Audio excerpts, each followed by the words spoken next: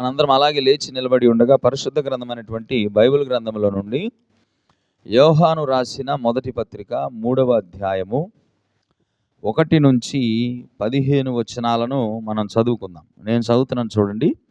మనము దేవుని పిల్లలమని పిలవబడినట్లు తండ్రి మనకెట్టి ప్రేమ అనుగ్రహించెనో చూడుడి. మనము దేవుని పిల్లలమే. ఈ హేతువు చేత లోకము మనలను ఎరుగదు, ఏలయనగా అది ఆయనను ఎరుగలేదు.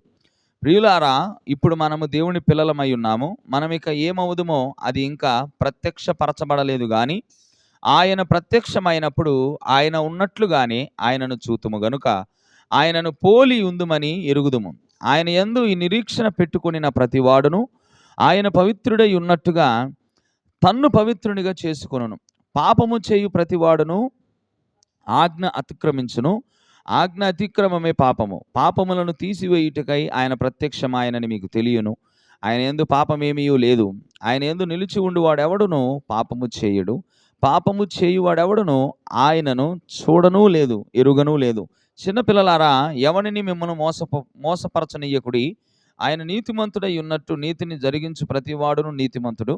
అపవాది మొదట నుండి పాపము చేయుచున్నాడు గనుక పాపము చేయువాడు అపవాది సంబంధి. అపవాది యొక్క క్రియలను లయపరచుటకే దేవుని కుమారుడు ప్రత్యక్షమాయను. దేవుడి మూలముగా పుట్టిన ప్రతి వానిలో ఆయన బీజము నిలుచును గనుక వాడు పాపము చేయడు. వాడు దేవుని మూలముగా పుట్టినవాడు గనుక పాపము చేయజాలడు. దీనిని బట్టి దేవుని పిల్లలెవరో అపవాది పిల్లలెవరో తేటపడును. నీతిని జరిగించిన ప్రతివాడు తన సహోదరుని ప్రేమింపని ప్రతివాడును దేవుని సంబంధులు కారు. మరి ఒకడినొకడు ప్రేమింపవలనన్నది మొదటి నుండి మీరు వినిన వర్తమానమే కదా. మనము కయ్యను వంటి వారమై ఉండరాదు. వాడు దుష్టుని సంబంధి అయి తన సహోదరుని చంపెను. వాడు అతన్ని ఎందుకు చంపెను? తన క్రియలు చెడ్డవియు తన సహోదరుని క్రియలు నీతి గలవి అయి ఉండెను గనుకనే కదా. సహోదరులారా, లోకము మిమ్మల్ని ద్వేషించిన ఎడల ఆశ్చర్యపడకుడి. మనము సహోదరులను ప్రేమించుచున్నాము గనుక మరణములో నుండి జీవములోనికి దాటి ఉన్నామని ఎరుగుదుం. ప్రేమ లేనివాడు మరణమందు నిలిచి ఉన్నాడు. తన సహోదరుని ద్వేషించువాడు నరహంతకుడు. ఏ నరహంతకుని యందును నిత్య జీవం ఉండదని మీరు ఎరుగుదురు. చదవబడిన మాటలను దేవుడు దీవించును గాక. మనందరం కూర్చుందాం.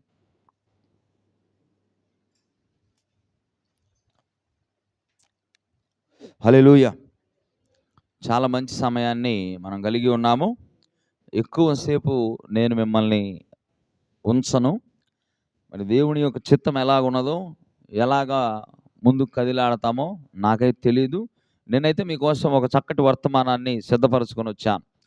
నా అంశము పేరు మనము కయ్యను వంటి వారమై ఉండరాదు. యోహాను తను రాసినటువంటి ఈ పత్రికలో ఆయన నొక్కించి చెప్తున్నాడు ఇక్కడ. మనము కయ్యను వంటి వారమై ఉండరాదు. Praise the Lord. మరి దేవుని పిల్లలమని చెప్పుకుంటున్న మనందరం కూడా మరి ఎలా ఉండాలి?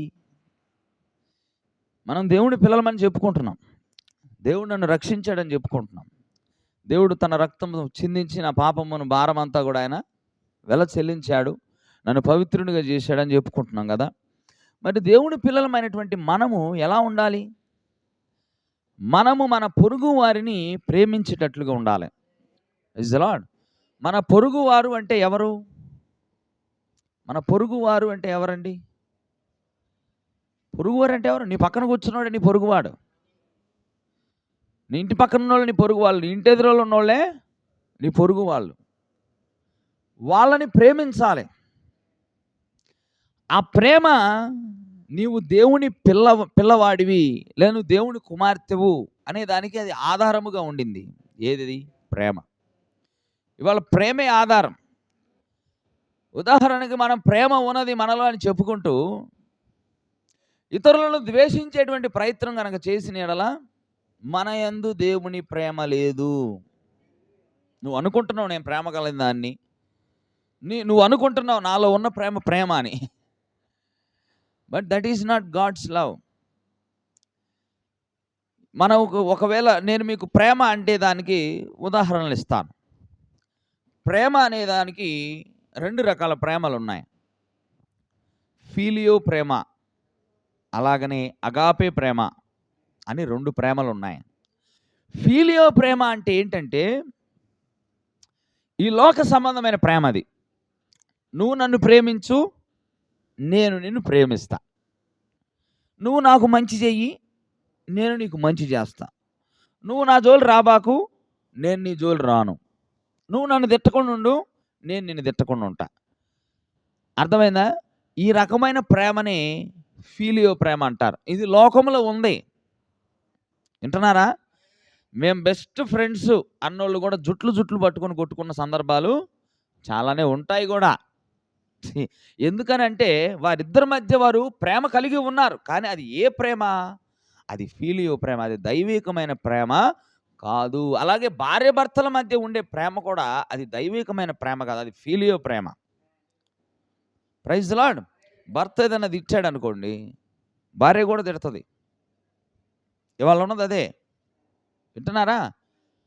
కానీ దైవికమైన ప్రేమ వేరు. దైవికమైన ప్రేమ ఒక మనిషిలోకి వచ్చినప్పుడు, ప్రైజ్ ది లార్డ్, దైవికమైన ఒక ప్రేమ మనిషిలోకి వచ్చినప్పుడు నిన్ను ద్వేషించినా కూడా నువ్వు తిరిగి ద్వేషించేటువంటి స్వభావాన్ని కలిగి ఉండవు. యేసు ప్రభు వారిని మీరు గుర్తు చేసుకోండి. అగాపే ప్రేమకి సాదృశ్యం ఎవరు అంటే, నిలువెత్తు నిదర్శనం ఎవరంటే ఆయన యేసుక్రీస్తు తప్ప ఎవ్వరు లేరు భూ ప్రపంచం మీద. ఎందుకంటే సిలువలో ఆయన్ని పొడవటానికి వచ్చిన వారిని కూడా చూసి ఏమన్నాడంటే, వారి కోసం ఆయన ప్రార్థన చేశాడు. తండ్రి, వీరు ఏమి చేయుచున్నారో వీరు ఎరుగరు గనుక వీరిని క్షమించు అన్నాడు. అదేంటి? అదే ప్రేమ. అది అగాపే ప్రేమ. అలాంటి ప్రేమ మనలో ఉండాలి. అది దైవికమైన ప్రేమ. నేను నిన్ను ప్రేమిస్తున్నాను రా బాబు అని చెప్పి వాడి వెనకాలకు వెళ్ళి వాడు లేదా ఆ సన్నిధి నుంచి వెళ్ళిపోగానే వాడి గురించి చెడు చెబుతున్నావంటే నువ్వేం దైవజనుడు అయ్యా బాబు.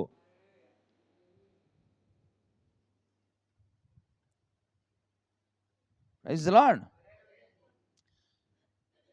ముఖస్తుతి చేస్తూ ఉంటారు కొంతసార్లు. సైకో ఫ్యాన్సీ అంటారు దాన్ని. సైకో ఫ్యాన్సీ అంటే ఏం లేదు, ముఖస్తుతి చేయటం. నీ ముందుకు రాగానే మా అబ్బాయి భలే వీరుడు సూర్యుడు అని చెప్పి చెప్పటం, వాడు వెళ్ళిపోగానే ఇటు దేనికి పనికిరాడు అని చెప్పటం. ఏంటది? ఏంటది? ముఖస్తుతి చేయటం. అది నిజమైన ప్రేమను చూపించట్లా. ఏదో వాడు వచ్చాడు కాబట్టి వాడిని పొగుడుతున్నాం. కొంచెం కఠినమే, పొడిచినట్టే ఉంటుంది ఇది. మరి వింటున్నారా? నలుగురిలో ఉన్నప్పుడేమో మావోడు మంచోడు అని చెప్పటం, వాడు అక్కడి నుంచి వెళ్ళిపోగానే ఈడంత నీచుడు లేడని చెప్పటం. యేసుప్రభు అన్నాడు, మొహమాటము లేనివాడిగా మాట్లాడాలి. ఆయన భూమి మీద ఉన్నప్పుడు ఎస్ అంటే ఎస్, నో అంటే నో. అర్థమైందా? రాజు పిలిచి అడిగాడు, నువ్వు యూదుల రాజువా అని. అవునండి, అందరు చెప్పుకుంటున్నారని చెప్పలేదు ఆయన. వింటున్నారా? అందరు చెప్తున్నారని, అందుకని నేను ఫీల్ అయిపోయాను రాజుగా. No, never.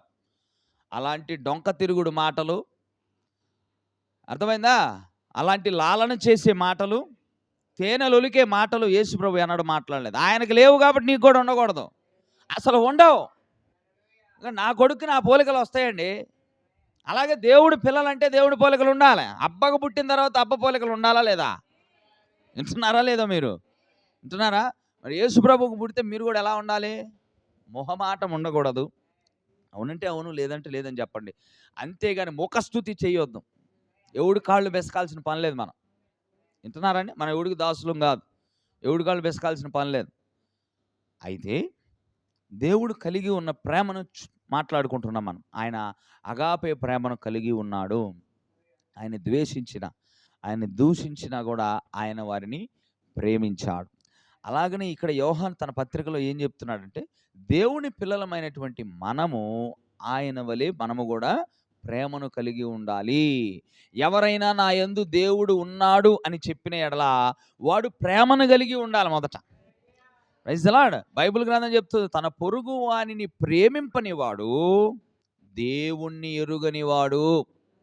తన పొరుగు వాడిని ప్రేమింపనివాడు దేవుణ్ణి ఎరుగనివాడు. వింటున్నారా? నువ్వు భక్తిగా ఉండొచ్చు, నువ్వు బైబిల్ పట్టుకొని వెళ్ళొచ్చు చర్చికి, నువ్వు ప్రతిరోజు ప్రార్థన చేయవచ్చు, గంటలు ప్రార్థన చేయవచ్చు, అందరికంటే ఎక్కువగా ప్రార్థన చేయవచ్చు, నువ్వు అందరికంటే దేవుడిని ఎక్కువగా పొగడొచ్చు, నీకు బైబిల్ జ్ఞానం అందరికంటే ఎక్కువ నీకు ఉండొచ్చు గాక. But if you are lacking love in you, నీలో ప్రేమ కొరతగా ఉంటే నువ్వు దేవుని పిల్లగాడివి కాదు, నువ్వు దేవుని కుమార్తెవి కాదు, నువ్వు అనుకుంటున్నావు నీవు కలిగి ఉన్న ప్రేమ అది నిజమైన ప్రేమ అని, బట్ దట్ ఈస్ నాట్. వింటున్నారా? అందుకని ఆయన అంటున్నాడు, ఈ రోజుల్లో ప్రేమ చూస్తే, ఈ రోజుల్లో ప్రేమ ఎక్కడ దొరకట్లే. మనకి దొరుకుతుందా? నిజం చెప్పండి మీరు ప్రమాణ పూర్తిగా. పని దగ్గర ప్రేమ దొరుకుతుందా? ఇంటి దగ్గర ప్రేమ దొరుకుతుందా? చదువు దగ్గర ప్రేమ దొరుకుతుందా? అందుకని మీరు చూడండి, జనాల్లో ప్రజల్లో వాళ్ళు ఏమంటారంటే సంతృప్తిగా లేరు వాళ్ళు. మీరు రోడ్డు మీదకి వెళ్ళండి, బండి నడుపుతూ వాడు అసలు బండి ఎట్టబడితే అట్టు నడుపుకుంటూ వస్తాడు, అడ్డొస్తాడు. మనకి అడ్డొచ్చింది కాక వాడు మన మీద కోప్పడతా ఉంటాడు. ఎందుకంటే అసంతృప్తి. వాడి ఇంట్లో చల్లకుండా వస్తాడు రోడ్డు మీదకి, అదొక అసంతృప్తి. లేదా పని దగ్గర వాడికి ఏదో ప్రెషరు, తృప్తి లేదు వాడికి. వాడు ఆ తృప్తి లేకుండా ఆ అసంతృప్తిని లోపల పెట్టుకొని వస్తాడు. దాన్ని ఒక్కసారిగా ఆ ఒత్తిడిని ఎవరి మీదకో విడిచిపెట్టాలనుకుంటాడు. అందుకని వేరే వాడు ఎవడన్నా కనిపించినప్పుడు వాడు ఏం అనలేని స్థితిలో ఉంటాడు కాబట్టి వాడి మీద పడి నోరు పారేసుకుంటూ ఉంటారు. అదేమిటంటే అసంతృప్తి కలిగిన విధానంలో ఇవాళ ప్రపంచం అంతా ఉండింది. పని దగ్గర తృప్తి ఉండట్లా, భార్య దగ్గర తృప్తి ఉండట్లా, ఇంట్లో తృప్తి ఉండట్లా, పిల్లల వల్ల తృప్తి ఉండట్లా. అర్థమైందా? తినే తిండి వల్ల తృప్తి కలగట్లా, డబ్బు పెట్టినా కూడా తృప్తి కలగనటువంటి రిజల్ట్స్ వస్తున్నాయి రివర్స్లో. ఇవన్నీ కూడా అసంతృప్తికి గురి చేస్తూ ఉన్నాయి. ఇవన్నీ కూడా ఒత్తిడి ఎక్కువైపోయింది. అందుకనే జనాలకు మధ్యలో ప్రేమ చల్లారిపోయింది. అలాగనే అక్రమము విస్తరించింది. ఈ రోజున అక్రమము విస్తరిస్తే ఆటోమేటిక్గా ఏమవుతుంది? ప్రేమ చల్లారుతుంది. బైబిల్ గ్రంథం చెప్పింది. ఈ చివరి దినాల్లో, ఈ అంత్య దినాల్లో అక్రమం అనేది విస్తరిస్తుంది. న్యాయం ఎక్కడుందండి చెప్పండి? న్యాయం దొరికి ఒక స్థలం చెప్పండి చూద్దాం.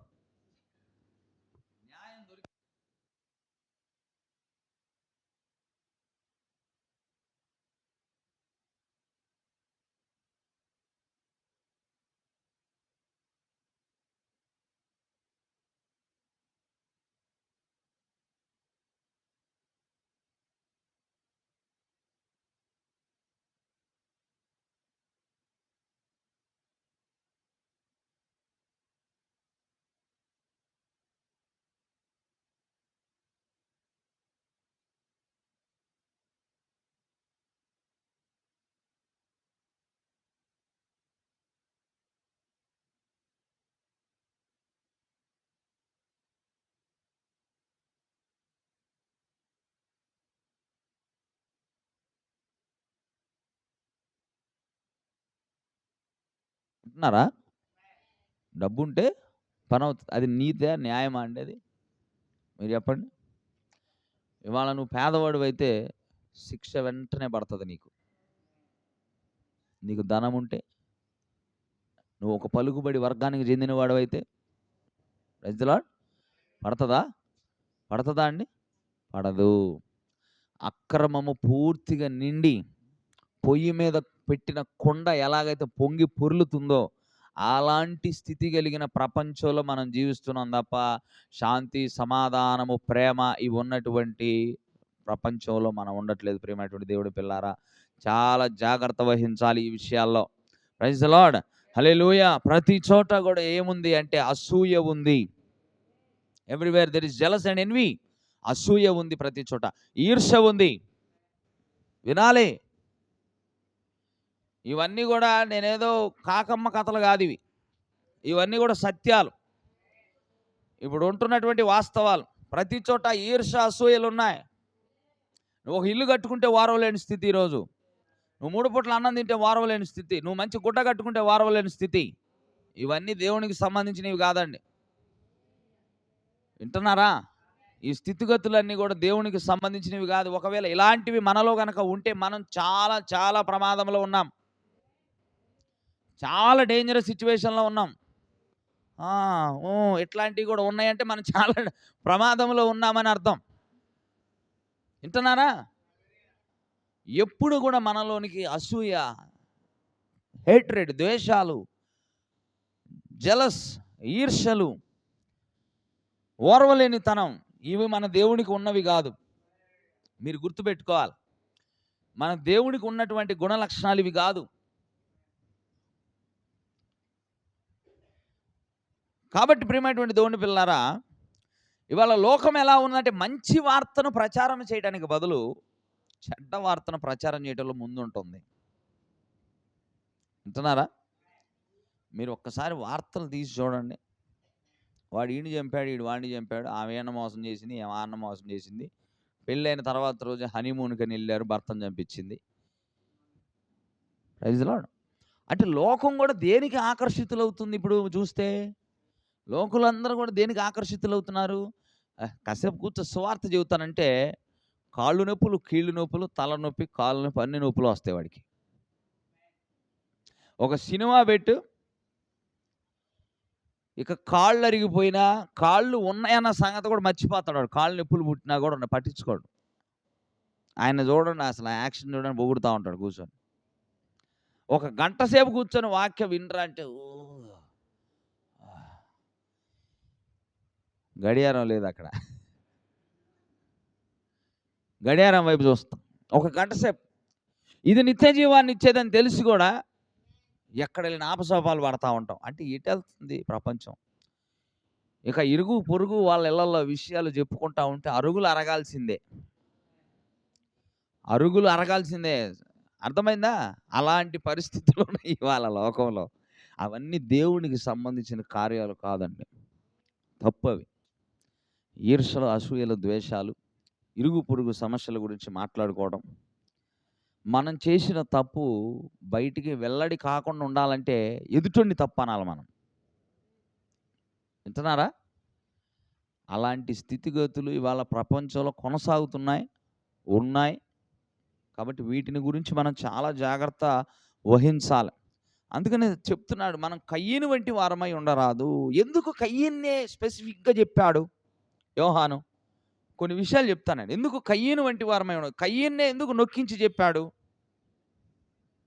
ఎందుకంటే ప్రియమైనటువంటి దేవుని పిల్లలారా, కయ్యను తన సొంత తమ్ముడిని చంపాడు. Praise the Lord. పోనీ ఎందుకు చంపాడు? ఏమైనా ఆస్తి గొడవలా? అసలు భూమి మీద వాళ్లే కదా ప్రారంభం. వాళ్ళకి కావాల్సినంత భూమి వాళ్ళు స్వాధీనపరచుకోవచ్చు. సబ్ రిజిస్టర్ ఆఫీసులు అయ్యేం లేవు. మీ లింక్ డాక్యుమెంట్ పట్టరాని అని అడగడానికి, లేదా ఆధార్ కార్డు తీసుకురా స్తంభే అని చెప్పి చెప్పడానికి అవి లేవు ఆ రోజుల్లో. నువ్వు ఎంత దూరం పోయి ఉంటావో ఉండు. నోదు అనే పట్టణాన్ని కట్టించిందే కయ్యను. ఆస్తి గొడవలు ఏమి లేవు. మరి ఆ రోజుల్లో బహుశా ద్రవ్యం లేదు, అంటే డబ్బులు లేవు ఆ రోజుల్లో. వింటున్నారా ప్రియమైనటువంటి దేవుని పిల్లలారా? మరి ఎందుకు చంపాడు అంటే ఒకటే ఒక రీజన్ అండి. కయ్యను కంటే ఏబేలు యొక్క క్రియలు నీతివిగా ఉన్నాయి. నాకంటే వాడు బాగా బతుకుతుండు, నాకంటే వాడు నీతిగా బతుకుతుండు. సో ఆ కారణాన్ని బట్టి కయ్యను చంపాడంట. కయ్యను చనిపోయాడు, కానీ కయ్యను యొక్క ఆత్మ ఇప్పుడే కూడా ఎలాగనే ఇప్పుడు ఈ ప్రపంచంలో తిరుగుతుంది. కయ్యను చనిపోయాడు, కానీ కయ్యను మీద ఉన్న ఆత్మ భూమి మీద మొదటి హత్య, భూమి మీద మొదటి హత్య చేసే వాళ్ళందరూ కూడా ఏ ఆత్మతో నింపబడ్డారు చెప్పండి? కయ్యను ఆత్మతోనే నింపబడ్డారు. Praise the lord. కయ్యను చనిపోయాడు, కానీ కయ్యను ఆత్మ భూమి మీద సంచారం చేస్తూ ఉంది. కయ్యను యొక్క ఆత్మ ఇప్పుడు ప్రపంచం మీద పనిచేస్తూ ఉంది. ఆశ్చర్యకరమైన విషయాన్ని నేను మీకు చెప్పబోతున్నా. ఇప్పుడు కయ్యను చంపాడు కదా, కయ్యను భక్తిపరుడు కాదనుకుంటున్నారు చాలామంది. కయ్యను తన సొంత తమ్ముడిని చంపాడు కదా, అరే హత్య చేసేవాడు భక్తుడు అవుతాడా అని అంటే ప్రవక్త చెప్పాడండి, కయ్యను భక్తిపరుడే. కయ్యను కూడా ఒక విశ్వాసే. ఎలాగ చెప్తున్నారు? ఎందుకంటే కయ్యను కూడా బలిపీఠం కట్టాడు. కయ్యను కూడా దేవుడికి అర్పణ అర్పించడానికి సిద్ధపడ్డాడు. Praise the lord. కయ్యను తన కార్యాల ద్వారా దేవుడిని తృప్తిపరుద్దాం అనుకున్నాడు, విశ్వాసము ద్వారా కాదు.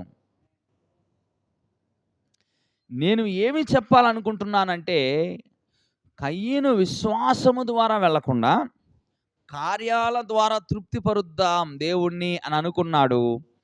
కానీ దేవుడు హృదయాన్ని చదవగలిగిన వాడు. కయ్యను ఎలాగ అప్రోచ్ అవుతున్నాడు, దేవుడి సన్నిధిలోనికి కయ్యను ఎలా వస్తున్నాడు అనేది దేవుడు గుర్తెరిగాడు, దేవుడికి తెలుసు. Praise the Lord. ఇవాళ కూడా చాలామంది ఏమనుకుంటారంటే, నా మటుకు నేను ప్రార్థించుకుంటున్నా, నా మటుకు నేను బైబిల్ చదువుతున్నా, నా మటుకు నేను ప్రార్థన చేస్తా, నా ఇష్టానుసారమైన జీవితాన్ని నేను జీవిస్తా, కానీ చర్చికి వెళ్తాను. దీన్ని కయ్యను తత్వమే ఇది కూడా. నువ్వు బైబిల్ చదువుతున్నావు, కానీ ఇతరులను ద్వేషిస్తున్నావు. నువ్వు చర్చికి వెళ్తున్నావు, ఇతరులను ద్వేషిస్తున్నావు. Praise the Lord. నువ్వు భక్తి భక్తి రకంగానే చేస్తున్నావన్నీ, కానీ ఇతరులను ద్వేషిస్తున్నావంటే అదేమిటి? కయ్యను తనమే కదా అది. కయ్యను కూడా అదే కదా చేసింది. కయ్యను బలిపీఠం కట్టాడు. కయ్యను పొలంలో పండిన పంటను తీసుకొని వచ్చాడు, అర్పణగా అర్పించాడు. దేవుడు స్వీకరించలేదు. Praise the Lord. ఇవాళ కూడా చాలామంది అలాగనే ఉన్నారు. మేము తీసుకెళ్లే అర్పణల ద్వారా దేవుడు మమ్మల్ని అంగీకరిస్తాడు. ఇది మేము బైబిల్ అనేక సార్లు చదివితే దేవుడు మమ్మల్ని స్వీకరిస్తాడు. లేదా వైట్ అండ్ వైట్ వేసుకొని వెళ్తే దేవుడు మమ్మల్ని స్వీకరిస్తాడు. లేదా పేదలకు సహాయం చేస్తే దేవుడు మమ్మల్ని స్వీకరిస్తాడు. No, never. తెచ్చేటువంటి అర్పణల ద్వారా స్వీకరించేటట్లయితే అంబానీ మొదటి స్థానంలో ఉంటాడు. వింటున్నారా అండి? You cannot by God with your offerings and sacrifices. నీవు నీ అర్పణల ద్వారానో నీ కానుకల ద్వారానో దేవుడిని నువ్వు కొనలేవు, లేదా పరలోకాన్ని కొనలేవు. వింటున్నారండి ఏమన్నా? కయ్యను ఏం చేశాడు? అర్పణ ద్వారానే దేవుణ్ణి కొనాలని చూశాడు. అతనికి తోచిన విధంగా, అతనికి అర్థమైన విధంగా భక్తి చేశాడు ఆయన. ఇవాళ కూడా మనకు అర్థమైన విధానంలో భక్తి చేయకూడదు. పోయినసారి చెప్పుకున్నాం, you must fit the word of God. దేవుని యొక్క వాక్యానికి సరిపోవాలని చెప్పాను నేను.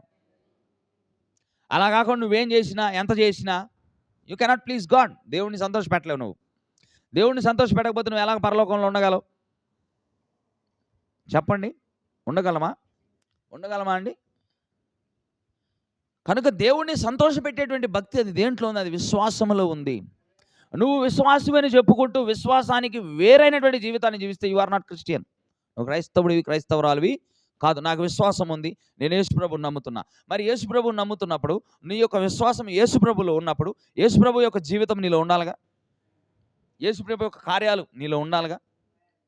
కానీ క్వైట్ ఆపోజిట్ ఉంటున్నాయంటే, దేవుడిని నమ్ముతున్నావు, దేవుడు బోర్డు పెట్టుకున్నావు, దేవుడు పటమే పెట్టుకున్నావు, కానీ వెనకాల నీ కార్యాలు వేరున్నాయి.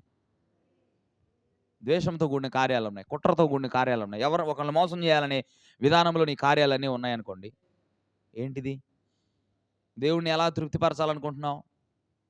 చెప్పండి. విశ్వాసం ద్వారా కాదు అది తృప్తిపరిచేది, నీ కార్యాల ద్వారా తృప్తిపరచాలనుకుంటున్నావు నువ్వు. That is not possible. విశ్వాసం ద్వారానే. అంటే విశ్వాసం అంటే నువ్వు నమ్మిన దాన్ని, నువ్వు ఏదైతే నమ్ముతున్నావో, నువ్వు క్రీస్తుని నమ్మితే ఆ క్రీస్తుని నమ్మినటువంటి ఆ విధానం, ఆ క్రీస్తు యొక్క జీవితం నువ్వు క్రియల ద్వారా చూపించాలి. కానీ నీ విశ్వాసానికి నీ క్రియలకు సంబంధం లేదు. వింటున్నారా? కయ్యను కూడా దేవుడు నమ్మాడు, కయ్యను కూడా అర్పణ తీసుకెళ్ళాడు. కానీ చివరికి వచ్చి చూస్తే తన నమ్మిన విశ్వాసానికి కయ్యను వ్యతిరేకంగా చేశాడు. అంటే తమ్ముడిని చంపాడు. కయ్యను అనుకున్నాడు, బలిపీఠం కట్టడం మంచిదే, అర్పణ తీసుకెళ్ళడం మంచిదే, దేవుడు అంగీకరిస్తాడు, మంచివే అవన్నీ కూడా. బలిపైన తీసుకురాలేదు అక్కడికి. తన పంటలో శ్రేష్టమైన దాన్ని తీసుకెళ్ళాడు. బలిపీఠం కూడా కట్టాడు, సుందరంగా కట్టాడు, ఏబేలు కట్టే కూడా. కానీ he was rejected by God. కానీ దేవుడి ద్వారా తిరస్కరించబడ్డాడు కయ్యను. ఎందుకు అంటే కయ్యను నమ్మిన విశ్వాసానికి తగిన క్రియలు కయ్యనులో లేవు. ఇవాళ నువ్వు కూడా అంత్యకాల వర్తమాన విశ్వాసం అని చెప్పుకొని నువ్వు విశ్వసిస్తున్నావు దేవుణ్ణి. బట్ ఆ అంత్యకాల వర్తమాన విశ్వాసపు క్రియలు మనలో లేనప్పుడు మనం రక్షించబడం. ఇందాక పాడుకున్నాం కదా, ఓ వధువా నీవు ధన్యురా. పాట పాడినంత మాత్రాన పరలోకం వెళ్తామని కాదు, చాలా డిఫరెన్స్ ఉంది దానికి. నేను వధువు తెలుసా, మాటల్ని బట్టి కాదు. నేను నా దేవుణ్ణి ప్రేమిస్తున్నాను తెలుసా, మాటల్ని బట్టి కాదు. No, you cannot satisfy God by singing and chanting the songs. నువ్వు జపం చేయటం ద్వారానో పాటలు పాడటం ద్వారానో దేవుడిని తృప్తిపరచలేవు. గుర్తుపెట్టుకో. ఉదయాన్నే లేచి 3ంటికి లేచి ప్రార్థన చేస్తున్నాను నేను. అందరి కోసం ప్రార్థన, ప్రపంచం కోసం, రాజుల కోసం, అందరి కోసం చేస్తాను. ఎవరిని కూడా మిస్ చేయట్లేదు. నన్ను పొడిచే వాళ్ళని కూడా నేను వాళ్ళ గురించి ప్రార్థన చేస్తున్నా. కానీ బయటకు వచ్చిన తర్వాత అందరిని తిడుతూ ఉంటా, అందరిని ద్వేషిస్తూ ఉంటా, వెనకాల మాట్లాడుతూ ఉంటా, వాళ్ళ గొడవలు పెడుతూ ఉంటా. ఇవన్నీ చేస్తూ ఉన్నావంటే నీవు నమ్మిన విశ్వాసానికి వ్యతిరేకమైన కార్యాలు నీలో ఉన్నాయి. కాబట్టి you cannot be saved by God. దేవుని ద్వారా నువ్వు రక్షించబడలేవు. You are in a dangerous situation. నువ్వు ఒక ప్రమాదకరమైనటువంటి స్థితిలో ఉన్నావు. అందుకని చెప్తాడు, కయ్యను వంటి వారమై ఉండగా. కయ్యను భక్తిపరుడే, కయ్యను కూడా భక్తి చేశాడు. కానీ ఆ భక్తి ఎలాంటిదంటే కార్యాల రూపకంగా. అంటే చర్చికి వెళ్ళాలి, ప్రార్థన చేయాలి. ఈరోజు వాక్యం భలే చెప్పారు. అయ్యగారు భలే చెప్పారు వాక్యం, కానీ అది నేను చెయ్యను. వింటున్నారా? ఇతరులను ప్రేమించమని చెప్పాడు, నేను దాన్ని వింటా, కానీ చెయ్యను. నాకు నచ్చింది నేను చేస్తా. వింటున్నారా అండి? ఇదేమిటి? ఇదే భక్తి, ఇదే భక్తి. అందరికంటే కానుక ఎక్కువ ఇస్తాను, ఇదే భక్తి. కయ్యను భక్తి ఇది, కయ్యను భక్తి. అందుకని అంటున్నాడు, కయ్యను వంటి వారమై ఉండరాదు. ఇప్పుడు లోకము కూడా కయ్యను వలె ఉన్నది అనడంలో సందేహమే లేదండి. ఇప్పుడు లోకం కూడా కయ్యను వలె ఉంది. Praise the Lord. ప్రపంచం ప్రార్థిస్తుంది. చేదైన నిజం ఇది, చేదైన నిజం. ఇవి సామాన్యమైన మాటలు కాదు, మీకు అనిపించవచ్చు ఏముందరూ దీంట్లో అని. ఇది చేదైన నిజం. ప్రపంచం ప్రార్థిస్తుంది, ప్రపంచం కూడా సంఘాలకు వెళ్తుంది. కానీ కయ్యను ఏ రకమైన ద్వేషాన్ని కలిగి ఉన్నాడు, ప్రపంచం కూడా అదే ద్వేషాన్ని కలిగి ఉంది. యేసుప్రభు భూమి మీద ఉన్నప్పుడు ముందుగానే చెప్పాడండి, లోకము నన్ను ఎరుగదు, కానీ ఇవాళ ప్రపంచాన్ని చూస్తే, ఇవాళ లోకాన్ని చూస్తే మొట్టమొదటి స్థానంలో క్రైస్తవత్వం ఉంది. మరి దీన్ని ఏమంటారు? మరి ఏ లోకం గురించి మాట్లాడాడు ఆయన? లోకము నన్ను ఎరుగదు అన్నాడు, లోకం మిమ్మల్ని హింసిస్తుంది అన్నాడు. ఆయన ఏ లోకం గురించి మాట్లాడాడు చెప్పండి మీరే? కానీ ఇవాళ క్రైస్తవత్వం చూస్తే ప్రపంచంలో క్రైస్తవత్వం నెంబర్ 1. మరి ఏ లోకం గురించి చెప్పాడు ఆయన? ఆలోచించారు ఎప్పుడన్నా ఈ విషయాల్ని? ఆయన ఏ లోకం గురించి చెప్పాడు? ఈ లోకం గురించి చెప్పాడు. ఆ రోజు కూడా వాళ్ళు ఆయన్ని సిలువ వేస్తూ ఆయన కోసమే ఎదురు చూశారు. వాళ్ళు ఆయన వచ్చినప్పుడు ఆయన గుర్తించలా. వాళ్ళు ఆయన్ని సిలువ వేస్తూ వాళ్ళు ఏమనుకున్నారు? మేము దేవునికి సేవ చేస్తున్నాం అనుకున్నారు వాళ్ళు. ఇవాళ కూడా అంతే. They are thinking that they are going to be saved, but not. అలా అనుకుంటున్నారు మేము రక్షించబడతామని, కానీ కాదండి, కానే కాదు. ఇవాళ ప్రపంచం చర్చిలకు వెళ్తుంది, ప్రపంచం సంఘాలను కడుతుంది.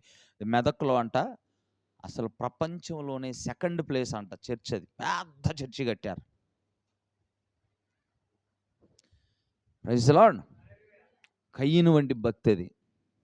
కయ్యను కూడా సంఘానికి వెళ్తున్నాడు. కయ్యను కూడా తన తండ్రి దగ్గర నుంచి తెలుసుకున్నాడు, నానా మీరిద్దరూ ఏం చేస్తే బయటికి పంపించాడు దేవుడు? మేము ఆ ఫలాన్ని తిన్నామయ్యా.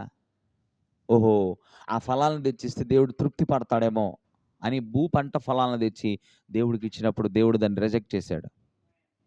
కానీ ఏబేలు అలాగ చేయలేదు.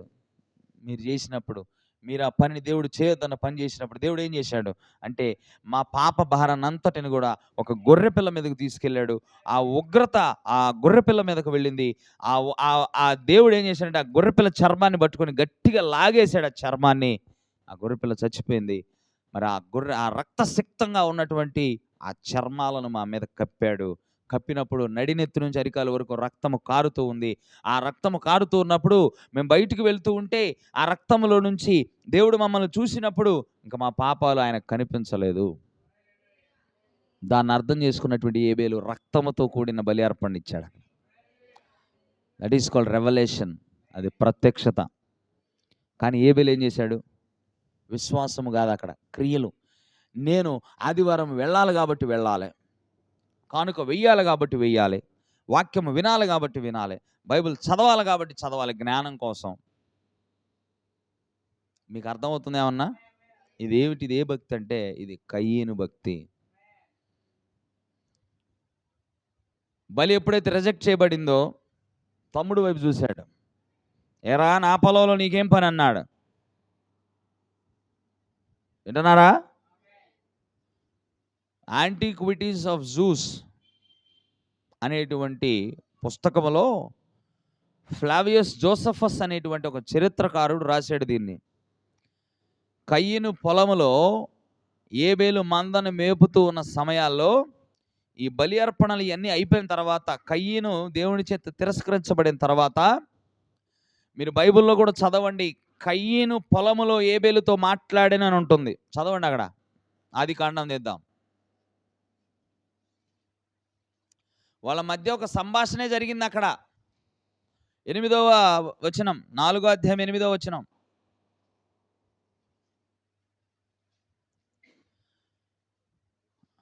ఆదికాండము 4వ అధ్యాయము 8వ వచనం. కయ్యను తన తమ్ముడైన హేబేలుతో మాట్లాడెను. వారు పొలములో ఉన్నప్పుడు కయ్యను తన తమ్ముడైన హేబేలు మీద పడి అతన్ని చంపెను. మాటలు జరిగినాయి వాళ్ళ మధ్య పొలములో. ఏం మాటలు జరిగి ఉండొచ్చు అంటే, ఫ్లావియస్ జోసెఫస్ అనే చరిత్రకారుడు చెప్తున్నాడు, ఈ కయ్యను పొలములో, ఆ కయ్యను భూభాగంలో ఏబేలు తన కలిగిన గొర్రెలను మేపుతున్నాడట అక్కడ. కొంచెం ఆ కట్టలు వేస్తారా, నాకు కొంచెం డిస్టర్బెన్స్ ఉంది. కాసేపు నాతో కూడా మీరు భరించడానికి ప్రయత్నించండి.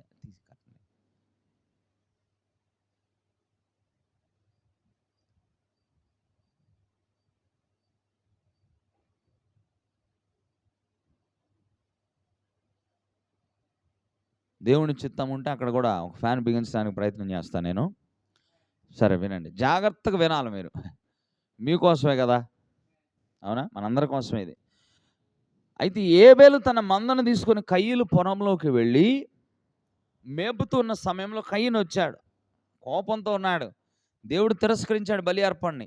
వెళ్ళి అడిగాడు, నా పొలంలో నీకేమి పని అన్నాడు. ఇది నా పొలం, ఇది నా భూభాగం, నీకేం పని ఇక్కడ అని అన్నప్పుడు ఏబేలు ఏమన్నాడంటే, మరి నా గొర్రెలలో నుండి తీసినటువంటి చర్మపు చొక్కాయలను నువ్వు ధరించావు కదా, మరి నీకు నాకు సంబంధం ఏంది, మరి నా గొర్రెలకు సంబంధించిన చర్మాన్ని నువ్వు ఎందుకు కప్పుకున్నావు అన్నాడు. కరెక్టే కదా, నా పొలంలో నువ్వేదో మేపుతున్నావు అంటే నా గొర్రెల నుంచి వచ్చినటువంటి చర్మపు చొక్కాయలు నువ్వెందుకు ధరించావు అన్నాడు ఏబేలు. వాస్తవేనా? అప్పుడు అక్కడ పదునైనటువంటి ఏదో ఒక మెటలో ఏదో దానికి సంబంధించి ఒక పనిముట్టు తీసుకొని ఏబేలు మీద పడి చంపాడు కయ్యను. అలాగా మొదటి హత్య జరిగింది భూమి మీద. Praise the Lord. ఎందుకు చంపాడు అంటే సింపుల్, నాకంటే నా తమ్ముడు నీతిగా బతుకుతున్నాడు. అంటున్నారండి, నాకంటే నా తమ్ముడు నీతిగా బతుకుతున్నాడు.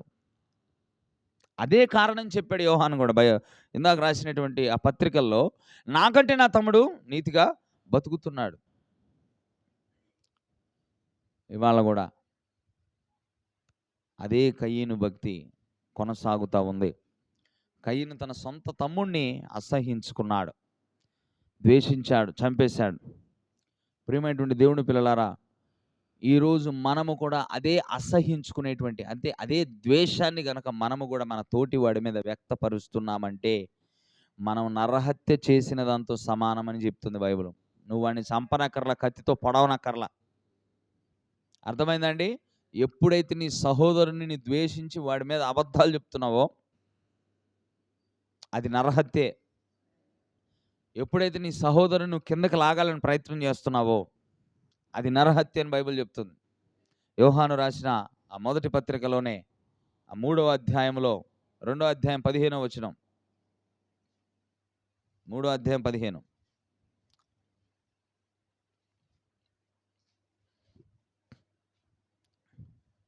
చదవండి. యోహాను రాసిన మొదటి పత్రిక 3వ అధ్యాయము 15వ వచనం. అసలు ఏమంటున్నాడు ఇక్కడ? చంపినవాడు అని అట్లా, తన సహోదరుణ్ణి ద్వేషించువాడు నరహంతకుడు అంట. అంటే నువ్వు కత్తి పెట్టి పోయి పొడవాల్సిన పని లేదు అక్కడ. ఏమండి, కరెక్టేనా? అది మీరు చదివింది అదేనా? అంటే కత్తి తీసుకొని పొడిచిన వాడు నరహంతకుడు అని చెప్పట్లా బైబిల్.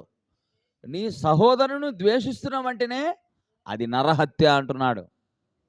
అంటే ఎంత ప్రమాదంలో ఉన్నాం చూడండి. ఏ నరహంతకుడు కూడా, ఒక విషయం చెప్దాం. ఇప్పుడు ఇక్కడ ఏ నరహంతకుడు అని ఉంది కదా, ఆ నరహంతకుడు స్థానంలో ద్వేషించేవాడు అని పెట్టుకోవచ్చుగా. ఎందుకంటే ద్వేషించేవాడు నరహంతకుడు అయినప్పుడు ద్వేషించేవాడు నిత్య జీవం ఉండదు కదా వాడికి కూడా. నువ్వు ద్వేషిస్తున్నావు అంటే నువ్వు హత్య చేస్తున్నావు, హత్య చేసేవాడికి నిత్య జీవం ఉండదనే కదా బైబిల్ చెప్తుంది. అంటే నువ్వు ద్వేషిస్తున్నావు అంటే నీకు నిత్య జీవం ఏమై ఉండాలి? నీకు నిత్య జీవము లేదు. నువ్వు హత్య చేసేవాడు నిత్య జీవంలో ఎలా ఉంటాడు? మీకు అర్థమవుతుంది చెప్పేది? కనుక ప్రియమైనటువంటి దేవుని పిల్లలారా, ద్వేషించకూడదు. సహోదరుల్ని ప్రేమించాలి. మనం ఇరుగు పొరుగు వాళ్ళ మీద ప్రేమ కలిగి ఉండాలి, ద్వేషాన్ని కలిగి ఉండకూడదు. నువ్వు భక్తి చేస్తూ ద్వేషాన్ని కలిగి ఉన్నట్టు అది నిజమైన భక్తి కాదు, కయ్యను భక్తి అని చెప్తున్నా. Praise the Lord. చాలా జాగ్రత్తగా ఉండాలి. నీకు అర్థమవుతుందా? లోకము ఎన్నడూ కూడా ఆయన ప్రేమించలేదు, కనుక మనల్ని కూడా లోకము ప్రేమించదు. చాలామంది అనుకుంటారు నాకు అందరూ ఫ్రెండ్సే, నాకు అందరూ ఫ్రెండ్సే, నాకు అందరు బంధువులే, నన్ను అందరూ ప్రేమిస్తారు. ఎందుకు ప్రేమిస్తారు? ఎందుకంటే నేను అందరితో మంచిగా ఉంటాను కాబట్టి. చాలా మందిలో ఈ అపోహ ఉంది. నువ్వు ఊహిస్తున్నావు అది. But that is not true. ఎందుకో చెప్తానండి. ఒకవేళ నువ్వు కూడా అలాగ అనుకుంటే, నేను ప్రత్యేకమైన వాడిని, నన్ను అందరూ ప్రేమిస్తారు, లోకం కూడా నన్ను ప్రేమిస్తుంది అని గనక నువ్వు అనుకుంటే, ప్రియమైనటువంటి దేవుని పిల్లలారా, చాలా ప్రమాదంలో ఉన్నావు. ఎందుకు అంటే ఢిల్లీలో కూడా సంసోన్ని ప్రేమించింది. మీరు వింటున్నారా? వింటున్నారా? ఢిల్లీలో కూడా సంసోన్ని ప్రేమించింది. సంసోన్ వచ్చినప్పుడు సంసోన్ని బాగా చూసుకుంది. Praise the Lord. కానీ మధ్యలో అమ్ముడు పోయింది. ఢిల్లీలో ఫిలిస్తీన్ల సర్దారులు వచ్చారు ఆమె దగ్గరికి. వాడు మా వాళ్ళని 1000 మందిని చంపినా కూడా వాడు ఫిలిస్తీన్ల సామ్రాజ్యంలోకి వచ్చి పోతా ఉన్నాడు. వాడిని ఏదో ఒకటి చేయాలి. ఏదో ఒకటి చేయాలంటే మా వాళ్ళ కాటలా. వాళ్ళకి అసలు ఆ బలం ఎక్కడ నుండి వస్తుందో కనుక్కో, నీకు డబ్బులు ఇస్తామన్నారు. అప్పుడు ఈవిడేం చేసింది? ఢిల్లీలో లోకానికి సాదృశ్యం ఆవిడ. సంసోను సంఘానికి సాదృశ్యం. Praise the Lord. నేను కనుక్కుంటా అంది.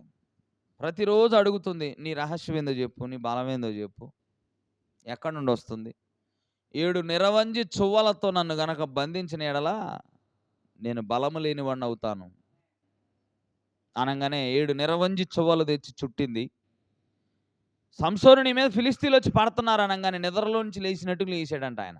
7 చువ్వలు తెగి పడిపోయినాయి. Praise the Lord. నువ్వు ఎగతాళి చేశావు, నేనంటే నీకు అసలు ప్రేమే లేదు, నువ్వు నన్ను అసలు ప్రేమించట్లా, నువ్వు నన్ను మోసం చేసావు, నేను నీతో మాట్లాడనులే పో అని అలిగింది. మళ్ళీ అడిగింది, ఈసారన్నా నిజం చెప్పు, ఈసారన్నా నిజం చెప్పు, నీ బలం ఎక్కడుంది? కొత్తగా పేనిన తాళ్లతో నన్ను చుట్టిన ఎడలా నేను బలము లేనివాడనవుతాను. ఫుల్లుగా దాగిచ్చింది, తొడ మీద పడుకోబెట్టింది. కొత్తగా పేనిన తాళ్ళు, పనికి పెట్టని తాళ్ళు అని చెప్తాడు అక్కడ. ఆ తాళ్ళు తెచ్చి చుట్టినప్పుడు సంసోను ఫిలిస్తీ సర్దారులు నీ మీద పడుతున్నారు అన్నప్పుడు మళ్ళీ ఒకడు నిద్ర లేచినట్టుగానే లేచి ఎట్లా అంటే తెగి పడిపోయినాయి. పరిగెత్తారు ఫిలిస్తీన్లు. మూడోసారి బాగా ఇంకొంచెం శృతి మించింది. నేనంటే నేను అసలు ప్రేమే లేదు, నేనంటే నీకు, నన్ను బలి ఎగతాళి చేస్తా వచ్చావు నువ్వు.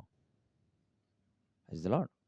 నన్ను ఎగతాళి చేస్తా ఉన్నావు నువ్వు, నేనంటే అసలు నీకు ప్రేమ లేదు. ఇప్పుడు 3 సార్లు నన్ను హేళన చేశావు, ఆడుకుంటున్నావు నాతో. అక్కడ బైబిల్లో రాస్తుంది, ఆమె పెడుతున్న టార్చర్ కంట సంసోని యొక్క ప్రాణం చావగోరిందంట. చస్తే బాగుండు, ఏం ప్రేమరా ఇది. వింటున్నారా? లోకంతో ప్రేమ అలాగే ఉంటుంది. మరి వింటున్నారా? లోకంతో ప్రేమ అలాగే ఉంటుందండి. చావగోరాడంట సంసోను. వామ్మో, 1000 మందికి భయపడని సంసోను ఒక ఢిల్లీల దగ్గర చూడు, అబ్బా చస్తే బాగుండని చివరికి చెప్పేశాడు, ఇదిగో అమ్మ 7 జడలు ఉన్నాయి చూసావా, వీటిని నేను పుట్టిన దగ్గర నుంచి కూడా మా తల్లిదండ్రులు నా మీద మంగళ కత్తి పెట్టలా. ఒకవేళ ఈ 7 జడలను గనక కత్తిరిస్తే నేను బలము లేనివాడనవుతాను అని దేవుని యొక్క నిబంధనను చూపించాడు. చక్కగా మందు దాపించింది, తొడ మీద పడుకోబెట్టింది, గుండు చేసి పడేసింది. వింటున్నారా? ఇప్పుడు కేక వేసింది, సంసోను ఫిలిస్తీన్ల మీద పడుతున్నారు, వచ్చి పట్టుకున్నారు. బలం లేదు, ఏం లేదు, బలం పోయింది. అసలు దేవుని యొక్క ఆత్మ అతనిలోనే ఉందనుకున్నాడు ఆయన. కానీ బైబిల్ గ్రంథం చెప్తుంది, ప్రియమైనటువంటి దేవుని పిల్లారా, సంసోనులో నుంచి దేవుని యొక్క ఆత్మ వెళ్ళిన సంగతే సంసోనికి తెలియదంట. అలాగే లోకములో తిరిగితే మనం కూడా దేవుని ఆత్మ ఉంది, నేను బలవంతుని, నాకు వాక్యం తెలిసి, నేను వీరుణ్ణి, శూరుణ్ణి, విక్రమార్కుడిని నువ్వు అనుకుంటావు. ఏదో ఒక రోజు గొంతలో పడిన తర్వాత నీకు అర్థమవుతుంది, అరే ఇంత సులువుగా పడ్డానేందిరా బాబు అని. అందుకని దేవుడు చెప్తాడు, లోకం నన్ను ఎరగదు, లోకం మిమ్మల్ని ద్వేషిస్తుంది, ద్వేషించినప్పుడు మీరు ఆశ్చర్యపడద్దు.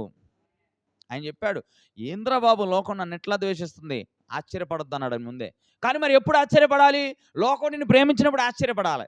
వామ్మో, లోకం ఏంద్ర నన్ను ఎట్ట ప్రేమిస్తుంది, అప్పుడు ఆశ్చర్యపడాలి. ద్వేషిస్తే ఆశ్చర్యపడద్దు అని చెబుతున్నాడు ఆయన. మరి ఎప్పుడు ఆశ్చర్యపడాలి? నువ్వు నిన్ను ప్రేమిస్తే నువ్వు ఆశ్చర్యపడాలి. వామ్మో, ఏంద్ర ఇంత ప్రేమ చూపిస్తున్నారు నా మీద అప్పుడు ఆశ్చర్యపడు. నిన్ను తిడతంటే నువ్వు ఆశ్చర్యపడద్దు, తిడతారంతే. నిన్ను ద్వేషిస్తే ఆశ్చర్యపడద్దు, తిడతారంతే. వాళ్ళు భక్తి పరులని తిడతారు నేనంతే. ఎందుకంటే కయ్యను భక్తి అది. నీ భక్తికి కయ్యను భక్తికి వ్యత్యాసం ఉంది. అందుకని చెప్తున్నా, కయ్యను వంటి వారమై ఉండకూడదు. ఒకవేళ కయ్యను వంటి వారై ఉన్నా కూడా భక్తి చేస్తున్నా కూడా నిన్ను తిడతారని ద్వేషిస్తారు అంతే. అటువంటి వాళ్ళు నిన్ను ప్రేమిస్తున్నారు అంటే అక్కడేదో తేడా ఉంది, గమనించండి. నీకు కూడా గుండు కొడతారు. ఎందుకంటే ఇతరులను ద్వేషించిన వాడు నిన్ను ద్వేషించడా ఏదో ఒక రోజున? ఇతరుల గురించి చాడీలు చెప్పేవాడు నీ గురించి చెప్పడా ఒక సమయం వచ్చినప్పుడు? సమయము రాలా అంతే. కాబట్టి ఎవరితో కూర్చుంటున్నాము, ఎవరితో మాట్లాడుతున్నాము, ఎక్కడెక్కడికి వెళ్తున్నాము, ఎవరెవరు మనల్ని పిలుస్తున్నారు? ఇప్పుడు భూమి మీద జరుగుతున్న హత్యలన్నీ కూడా పూరితమైన హత్యలే, ప్రేమపూరితమైన హత్యలే. ఇప్పుడు భూమి మీద జరుగుతున్నవన్నీ కూడా హత్యలు. మీరు చూసుకుంటే ముగ్గురు ఫ్రెండ్స్ కలిసి తీసుకెళ్తారంట, వాళ్ళలో ఒకడు చచ్చిపోతున్నాడు. ఎందుకు చచ్చిపోయాడు, దేనికి చచ్చిపోయాడు తెలియట్లా, చచ్చిపోయాడు. ఈతకెళ్ళారు, ఒకడు చచ్చిపోయాడు. ఎలా జరుగుతున్నాయి? వాడే దూకి చచ్చిపోయాడా? స్నేహం గుర్తుపెట్టుకోండి, లోకముతో స్నేహం ఎప్పుడు కూడా మంచిది కాదు. Praise the Lord. అలాగే కయ్యను వంటి భక్తి చేసే వాళ్ళు ఉన్నారు, వాళ్ళకు కూడా అంత మంచిది కాదు. నేను ఎందుకు ఈ విషయాలన్నీ చెప్తున్నానంటే, ప్రియమైనటువంటి దేవుని పిల్లారా, ఒక మనిషి మంచివాడిగా ఉన్నప్పుడు అతని యొక్క వైఖరి మంచిగానే ఉంటుంది. ఒక మనిషి చెడ్డవాడైనప్పుడు వాడి యొక్క వైఖరి చెడ్డగానే ఉంటుంది. ఉదాహరణకి దేవుని సంబంధి ఒకేసారి మంచివాడిగా చెడ్డవాడిగా ఉండడు. దీని గురించి బైబిల్ గ్రంథం ఏం చెప్తుంది? యాకోబు రాసిన పత్రిక 3వ అధ్యాయం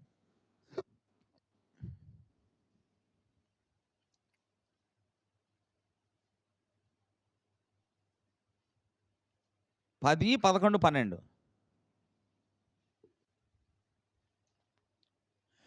ఒక్క నోట నుండియే, నేను చదువుతున్నా చూడండి, ఒక్క నోట నుండియే ఆశీర్వచనమును శాపవచనమును బయలు వెళ్ళును.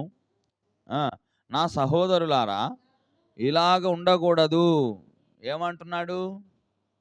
ఒక్క నోట నుండియే ఆశీర్వచనమును శాపవచనమును బయలు వెళ్ళును. నా సహోదరులారా, ఇలాగ ఉండకూడదు అంటే నువ్వు మంచి బలుగుతున్నావు, అలాగే చెడు బలుగుతున్నావు.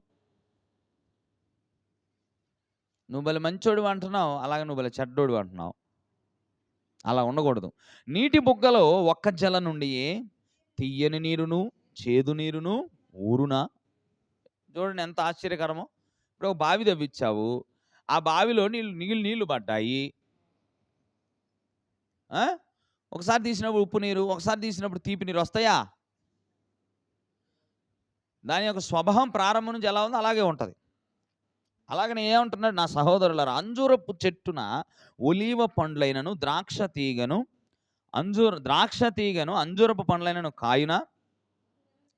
మీరు ఎప్పుడన్నా మామిడికాయ చెట్టు చూసుంటారు, మామిడికాయ చెట్టుకి వేపకాయలు కాయడం చూసారా? అలాగే వేప చెట్టుకి మామిడికాయలు కాయడం చూసారా?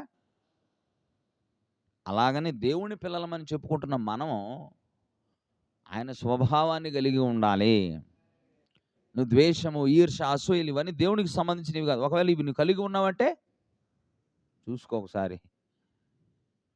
వింటున్నారా?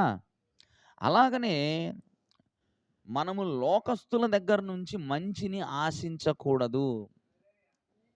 లోకము నుంచి మంచిని ఎన్నడూ కూడా ఆశించకూడదు. గుర్తుపెట్టుకోవాలి, మరీ గుర్తుపెట్టుకోవాలి. ఎందుకంటే యేసుప్రభు ఒకరోజు శిష్యులను కూర్చోబెట్టుకుని ఏం చెప్పాడు తెలుసా?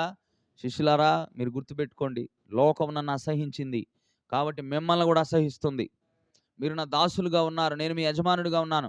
యజమానుడికి ఎప్పుడు కూడా దాసులు అధికులుగా ఉండరు. మరి అలాంటిది యజమానుడినే ద్వేషిస్తే మిమ్మల్ని ద్వేషించరా? ఇంటి పెద్దనే కొట్టినప్పుడు ఇంటి పిల్లల్ని కొట్టరా? మీరు చెప్పండి. ఒక ఇంటి పెద్దనే కొట్టారండి, ఇంటి బలవంతుడినే కొట్టారు, ఆ ఇంటి బుడ్డోడిని కొట్టలేరా? అదే యేసుప్రభు చెప్పింది, యజమానుడైన నన్నే లోకం ద్వేషించింది కాబట్టి నా పిల్లలైన మిమ్మల్ని కూడా ద్వేషిస్తుంది. యోహాను సువార్త 15వ అధ్యాయం తీద్దాం.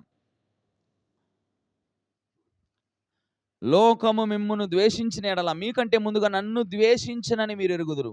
ఏమంటున్నాడు? ఇవాళ మనల్ని లోకము ద్వేషిస్తుందంటే దాని అర్థం ఏంటి చెప్పండి? ఇవాళ లోకం మనల్ని ద్వేషిస్తుందంటే దాని అర్థం ఏంటి? మనకంటే ముందుగా మన ప్రభువుని ద్వేషించింది. వింటున్నారా? ఆయనే చెప్తున్నాడు కదా, మిమ్మల్ని ద్వేషిస్తుంది అంటే దాని అర్థం ఏంటి? మీకంటే ముందు నన్ను ద్వేషించింది ఆల్రెడీ.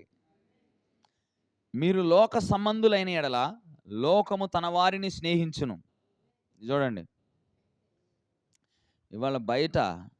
ఇవాళ బయట అక్రమము చేసేవాడికే అన్నీ జరుగుతున్నాయి. గుర్తుపెట్టుకోండి. వింటున్నారా అండి? అక్రమం చేసేవాడికే సపోర్టర్స్ ఉంటారు.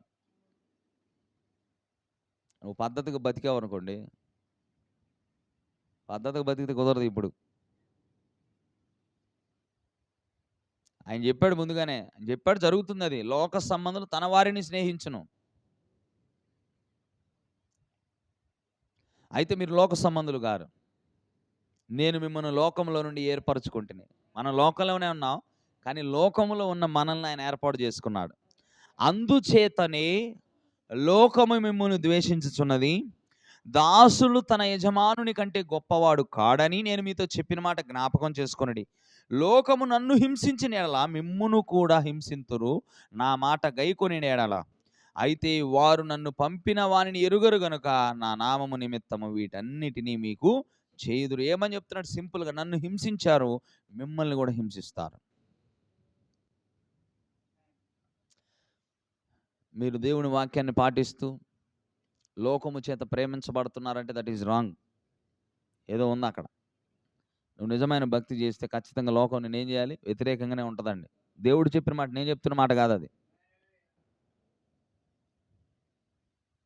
అందరు మంచిగా ఉన్నారంటే చూసుకో, ఢిల్లీ లేదు అది. అందరు నీతో మంచిగా ఉన్నారంటే ఢిల్లీ లేదు, నీ గుండు కొడతారు ఏదో రోజు. స్నేహపూరితంగా తీసుకెళ్తారు, వాళ్ళ పనిని ముగిస్తారు. చచ్చిన తర్వాత ఎక్కడికి పోయి చదువుతావు నువ్వు? Praise the Lord. అలా హత్యలు జరిగినాయి, మీకు తెలుసు. మీకు తెలియనేం కావు. స్నేహితులే వాళ్ళ మిత్రులను చంపుతున్నారండి. కాబట్టి జాగ్రత్తగా ఉండాలి. కయ్యను వంటి వారమై మనం ఉండకూడదు. కయ్యను భక్తి ఎందుకు చూసాం మనం. ఇప్పుడు బైబిల్ పట్టుకుంటుంది, ప్రార్థన చేస్తుంది, శుభవచనాలు పలుకుతుంది, హత్యలు కూడా చేస్తుంది. అదే మరి కయ్యను భక్తి అంటే. అందుకు అలా ఉండకూడదని చెబుతున్నాడు. ఒకే నోటి నుంచి శుభవచనం వస్తుందంట, అలాగనే శాపనార్థాలు వస్తున్నాయంట. అలా ఉండకూడదు అంటున్నాడు ఆయన. అది దెయ్యంది, అది కయ్యను ఆత్మ. ఎలా ఉండాలంట మరి? మనం ప్రేమ కలిగి ఉండాలి. నువ్వు దేవుని పిల్లాడివి కాబట్టి దేవుని పిల్లాడి వలె ఉండాలి. నువ్వు ప్రేమ కలిగి ఉండాలి. ఎవరైనా నీ దగ్గరకు వచ్చినప్పుడు నీ చేతనైతే సహాయం చేసేటట్టు ఉండాలి. ముఖస్థుతి చేయాల్సిన పని లేదు. నేను ముందే చెప్పాను, ఒకరిని పొగడాల్సిన పని లేదు, వాడు కాళ్ళు అత్తాల్సిన పనిలా. మనం వింటున్నారా? దేవుడు మొహమాటం లేనివాడు. మనం ఎవడికి దాసులం కాదండి. మనం పరిపూర్ణంగా స్వతంత్రం. దేవుడు మనకు తండ్రిగా ఉన్నాడు, మనం ఆయనకు కుమారులుగా ఉన్నాము. మన భక్తిని మనం నికార్సుగా రోషంగా చేసుకుందాము. గుర్తుపెట్టుకోండి, ఒక దినం రాబోతుంది, ఈ రాజ్యాలన్నింటికి ముగింపు. ఒక రాజ్యమే ఉంటుంది అప్పుడు. మన ప్రభువు దానికి రాజుగా ఉంటాడు. ఈ ఈర్ష్యల ద్వేషాలు ఉండేవాళ్ళు ఎవరు ఉండరాడ. ఈ మాలిన్యాలతో నిండిన వారు ఉండరు. అనవసరంగా నోరు బారేసుకునే వాళ్ళు ఆడ ఉండరు. వాళ్ళకి అవకాశం ఉండదు అక్కడ. కొద్ది కాలం ఓర్చుకోండి అంటుంది బైబిల్. అంటే కొద్ది కాలం ఓర్చుకోండి. మీరు కొద్ది కాలం ఓర్చుకోండి, ఇబ్బంది ఏమి లేదు. ఒకరోజు అంతా చక్కబడుతుంది, అంత సవ్యంగా జరుగుతుంది. ఆధారాలు రేషన్లు ఉండవాడ. నువ్వు బొవ్వ కోసం ప్రాకులాడే పని ఉండదు అక్కడ. నువ్వు వెంపర్లాడాల్సిన పని లేదు దేనికోసం. అక్కడ దేవుడిని చూస్తూ దేవుని యొక్క సన్నిధిలో నిత్యము కీర్తనలు పాడుకుంటూ దావీదు చరిత్రను బైబిల్లో చదవాల్సిన పనిలా దావీదు దగ్గర పోయి కూర్చొని అడిగితే చెబుతాడు ఆయన. పేతురు దగ్గరికి వెళ్ళి కూర్చొని అడిగితే చెబుతాడు ఆయన, నీతో మాట్లాడతాడు ఆయన. అలాంటి ఒక స్థితిని ఆయన అంటున్నాడు కదా. దేవుడిని ఎదుర్కోబోయేటప్పుడు మనం ఇలా ఉండం, ఆయన ఉన్నట్లుగానే ఉంటాం మనం. వింటున్నారా? ఆయన ఉన్నట్లుగానే. మరి ఆ ఎత్తబాటులోకి వెళ్ళేటప్పుడు మన దేహాలన్నీ కూడా మార్చబడతాయి. ఈ దేహాల్లో ఉండం మనం. ఈ దేహంగా విడిచిపెట్టబడుతుంది ఇక్కడ. Praise the Lord. మన ఆత్మ మహిమ దేహమును ధరించుకుంటుంది. ఆ మహిమ దేహంలో చక్కగా 1000 సంవత్సరాలు కూర్చొని మాట్లాడుకుంటాం మనం. 1000 సంవత్సరాలండి. ఇవాళ మనం ఒక గంట సేపు కూర్చుంటే చిన్నపిల్లలు అప్పుడు ఏమనిపించేదంటే 7:00కల్లా ఇంట్లో వాళ్ళందరూ పిలిచేవాళ్ళు, రే రారా ఇంటికి రారా అని. కానీ అక్కడ అలా ఉండదు. నువ్వు కొద్ది నిమిషాలు కూర్చొని మాట్లాడతావంట, వేల సంవత్సరాలు గడిచిపోతాయంట. ఇక్కడే మనకు లిమిటేషన్. ఇక్కడే మనకి 60, 70 సంవత్సరాలు బతికేది. మరి ఆ దేహంలో అసలు ఆ దేహము సమయం లేదు దానికి. కాలము లేనటువంటి దాంట్లో. ఇక్కడుంటే 60 ఏళ్ళు రాగానే ముడతలు, శరీరానికి ముడతలు, అనారోగ్యం, నీరసం, ఆయాసం, ఉబ్బసం, రకరకాల రోగాలన్నీ వస్తాయి. మరి అక్కడ మోకాళ్ళ నొప్పులు ఉండవు, కీళ్ళ నొప్పులు ఉండవు, కాళ్ళ నొప్పులు ఉండవు, ఆ వాతం ఉండదు, ఈ వాతం ఉండదు, ఆ పైత్యం ఉండదు, ఈ పైత్యం ఉండదు, షుగర్ ఉండదు, క్యాన్సర్, అవి లేనటువంటి రోగం. అలా లేనటువంటి లోకంలో మనం ఆ పరిమాణంలో ఉండబోతున్నామండి. దేవుడి సన్నిధిలో ఉండబోతున్నాం మనం. అప్పుడు రాజు ఎవరు? ప్రభువైన యేసుక్రీస్తు రాజు. అక్కడ సురుకు కింద చేయబెట్టి ఇటాలు ఉండవు ఆడ. ఈ పని తొందరగా చేసి పెట్టని, ఇదిగో 500 తీసుకో, సొరుగు కింద చేయబెట్టే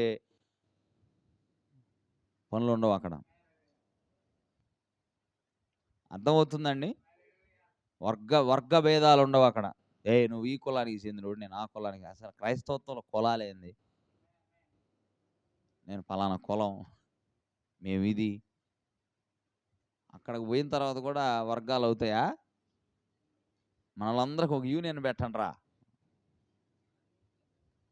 అక్కడ అవి ఉండవు. మా ఇంటి పేరట వాళ్ళందరూ ఇటురండి, ఉండవు అక్కడ.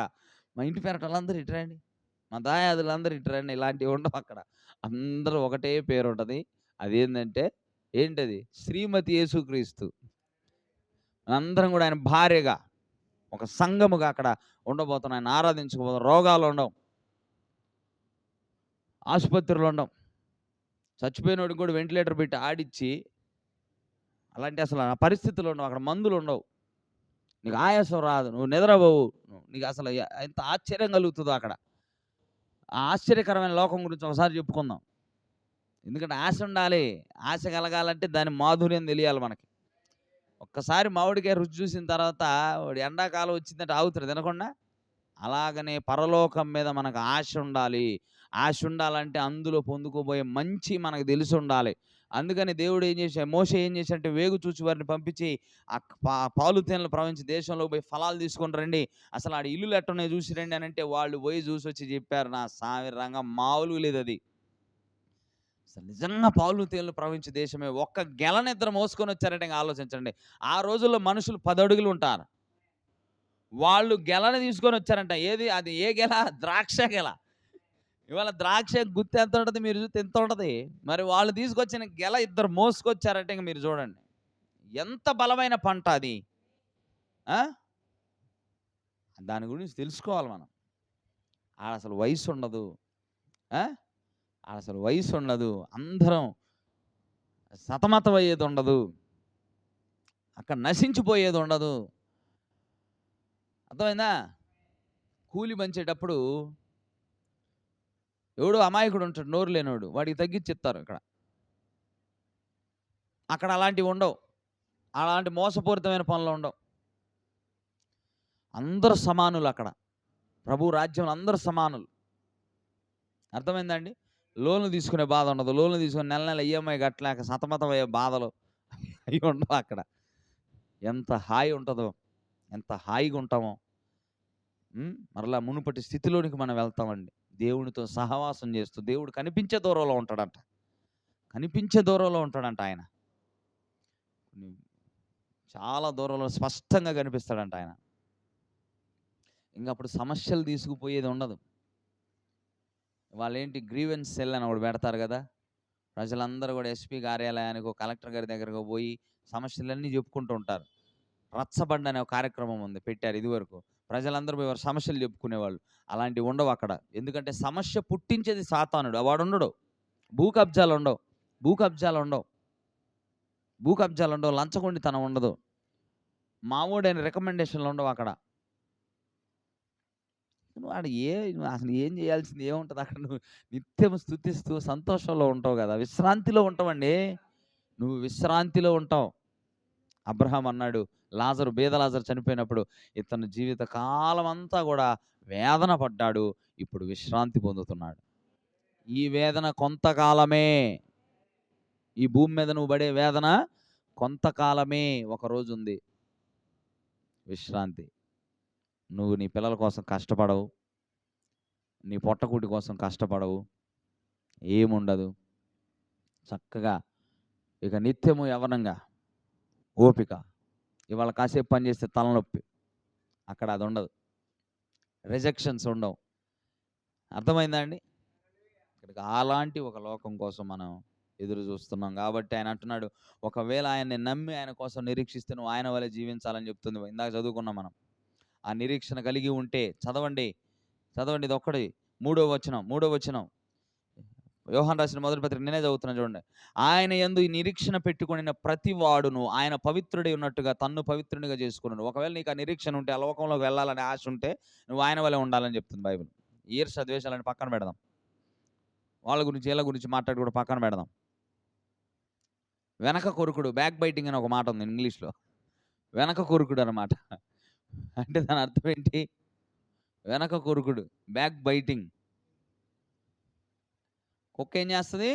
నడుచుకుంటూ వెళ్తాం, ఏడొచ్చి పడుతుంది, దాన్నే బ్యాక్ బైటింగ్ అంటారు. అలాంటివి చేయకూడదు మనం. సో కయ్యను వంటి వారమై ఉండరాదు. కయ్యను భక్తిపరులానే నటించాడు, కానీ అది భక్తి కాదు. Praise the Lord. నిజమైన భక్తి విశ్వాసపూర్వకంగా మనము దేవుని చేసినట్టుగానే జీవించి మనం కాలాన్ని చెల్లించాలి. ఇక్కడ దేవుడి యొక్క పరిశుద్ధమైన మాటలను మన హృదయంలో ముద్రించును గాక. కాబట్టి ఎలా ఉండకూడదండి ఇప్పుడు? ఎస్,